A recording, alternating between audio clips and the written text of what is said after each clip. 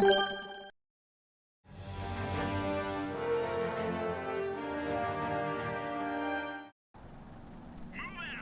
everyone, I'm Fuuldrin and welcome back to my channel with a new video about the ISU-152.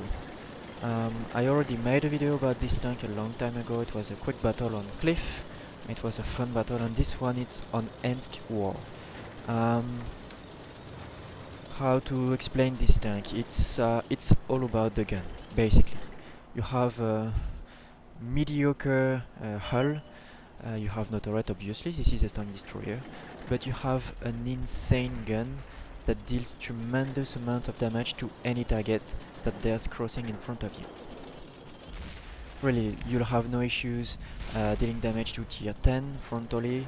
So when you are lucky enough to be in top tier, like on this game, those enemies will have some troubles when they face you, like this Borzik. The Ensk map is not really suited for this tank, especially the war version, because you don't really have mobility and armor, which means that when an enemy spots you, he will have no trouble dealing damage to you. And for tank destroyers, it's always better to have some distance between you and the enemy. Even if this tank doesn't have an excellent accuracy, well, you know, it's a Russian gun, it's still decent. I mean, it will get the job done. So it's always better to stay in cover behind bushes with your camo net, your camo skill, and so on and so on. But on Ensk War, you'll always be in short range, and if you get circled by light tank or any fast medium, you'll be dead. I mean, you can, if that happens, you need to find the nearest rock or building or whatever, put your back on it, and they will not be able to circle you anymore, because they will not be able to get in your back, so you'll be able probably to get one shot into them before you die. But still, it's not a comfortable situation. So it's not easy to anticipate how the enemy will move on Ensk and how to play the ISU. I prefer to play it aggressively and in close range rather than sitting in the back of the base, because I'd rather die doing something, intending to do something, rather than die at the end of the game doing absolutely nothing. But you will have to look at your minimap very frequently to see when you should pop out. Basically, as long as you're reloading and when you are spotted, you want to stay behind a building, and it's even more true since there is an artillery, and don't get fooled by all the building. The artillery can reach you probably in a lot of different places. So as soon as you reload, get back to cover, check your minimap just to see if someone is detecting you by proximity. So proxy detection is basically when you are very close to an enemy. On the minimap it's shown by the white circle.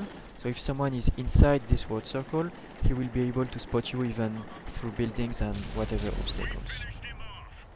So if that happens, you'll probably want to get even back further, just to be sure that you won't be spotted, and that you'll be able to deal some damage later through another angle or whatever.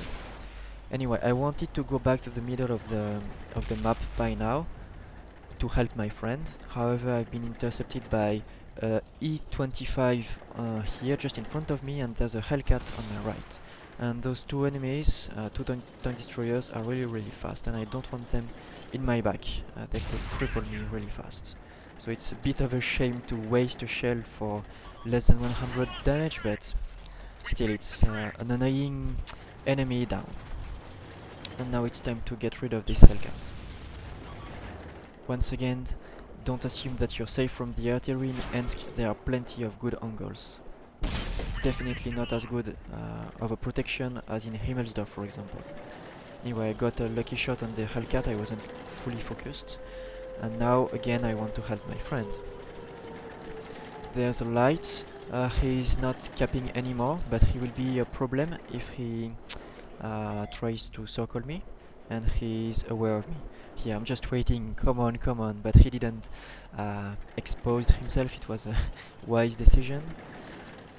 However, he went too early trying to do this, to circle me, and I know his position, so I know what he's trying to do, and I don't want him to know what I'm going to do. So I'm just going away from the building to avoid the proximity detection. As you can see, he's not in my inside my white circle, and he doesn't know that I have turned around and that I am ready for him.